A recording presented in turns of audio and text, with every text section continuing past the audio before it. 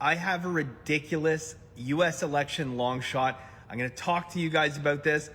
You're going to think I'm crazy, but hear me out. Last election, I had 17 different bets I gave out in Masterclass, and we ended up winning 16. We won 16 out of 17 bets, and I'm going to have a lot this year as well. But I have an early, ridiculous long shot that has no business winning, but I'm going to tell you why it's good value. Before we get to that, guys, I'm going to walk you through the leaderboard right now in terms of odds and tell you what I think is decent value and what I think isn't. Now, really quickly, before I get into this, I have to give a disclaimer. Unfortunately, I learned my lesson last time in the election. This is about math and probability. My last election was about math and probability. It has nothing to do with who I want to win. I really don't care what your political beliefs are or who you want in your heart to win. This comes down to the odds and probability. So let's keep it about that.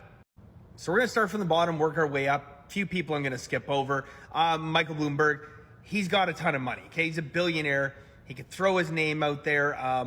No shot, though. I mean, like, very, very, very outside chance he'll do it. Kamala Harris, okay.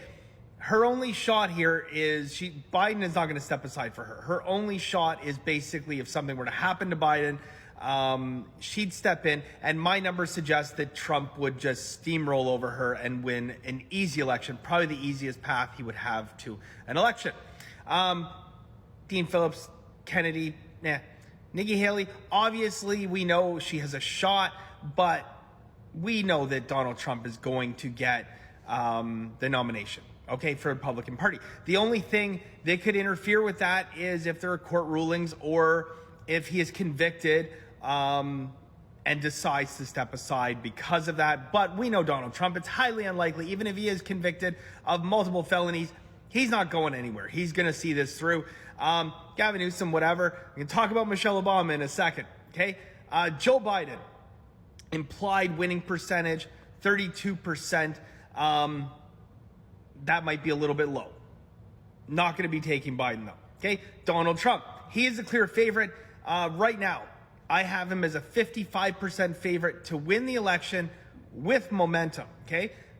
Now, if you've been watching on Twitter, I've been posting updates fairly recently about, what the odds of someone winning were. Originally, Donald Trump was 52%, but Biden had momentum, and momentum is a lot when it comes to elections. That has changed. He's now up to 55% to win, and he has momentum, meaning that gap is likely to widen. Now, momentum in elections can change weekly. It can change daily, depending on what's happening in the world. But there's one bet here that I really want to talk about. Now, you guys are going to come out here and think I'm absolutely crazy, but Michelle Obama. Michelle Obama at 14-1 might be worth a sprinkle. It might be worth dropping a few bucks on it, and I'm going to tell you why. So what does a Michelle Obama path to the White House look like? Well, first and foremost, literally Joe Biden would have to be willing to step aside and let her take the nomination. Okay. Now, right now, as I talked about earlier, Donald Trump has built a bigger lead over Biden, and he has momentum. That would be disastrous for the Democratic Party.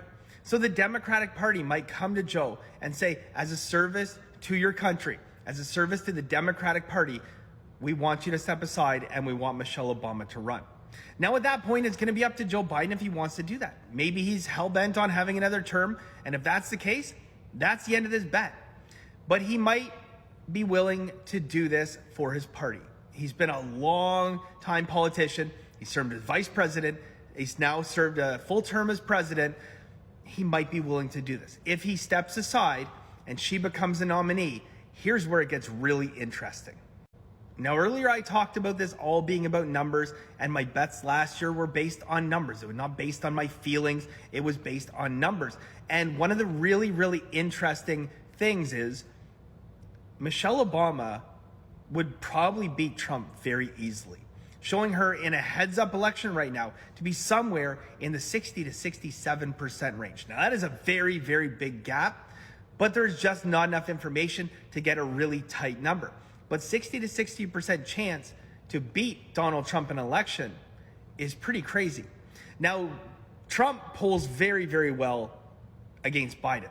Okay. Ironically enough, Nikki Haley actually polls better against Biden, and the Republican Party would have about an 8% better chance to win with Nikki Haley as their candidate.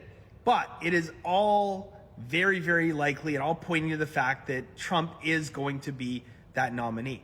So basically what this comes down to, Trump gets the nomination and the Democratic Party asks Joe Biden, for the greater good of the Democratic Party, to step aside and let Michelle Obama run. There is a very strong likelihood that she will win that election.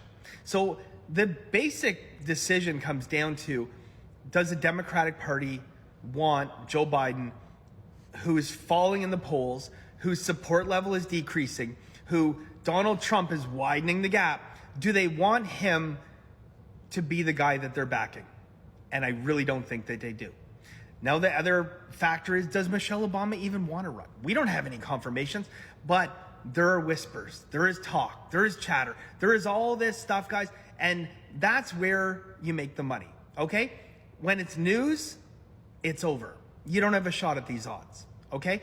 But if she actually gets a nomination, she will have a better than 60% chance to beat Donald Trump.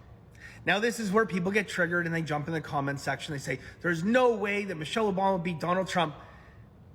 There is a very, very good chance. And part of that gap is that when I talk about 60 all the way up to 67% chance, is there's a lot of polls out with Republican voters, the registered Republican voters, they would lose 8%, an 8% vote decrease for Donald Trump if he's convicted of a crime. If he becomes a convicted felon prior to the election, he would lose a lot of vote. The other thing, he would lose a lot of his female vote support to Michelle Obama. Now, there are people who are diehard red who would never in a million years cross over if Donald Trump killed someone. They would stay with it, okay? There is 50% of registered voters in the New Hampshire primary that believe the election was stolen, and they are hell-bent on getting this back. Donald Trump has an incredible base. There is no one out there that can argue that. It's plain to see. But when this comes down to numbers, if Michelle Obama gets the nomination, there is a good chance she wins. And if she gets the nomination, her true line should be minus money, not plus 1,400. There's a lot of obstacles to overcome on this bet. I'm not telling you go out there and bet a full unit or a half unit or even a quarter unit. But if you feel like taking a shot, put a little sprinkle bet on Michelle Obama. There's a number of things that would have to go right for her to be able to be in a position to win a presidential election. But at 14-1, it's worth a shot.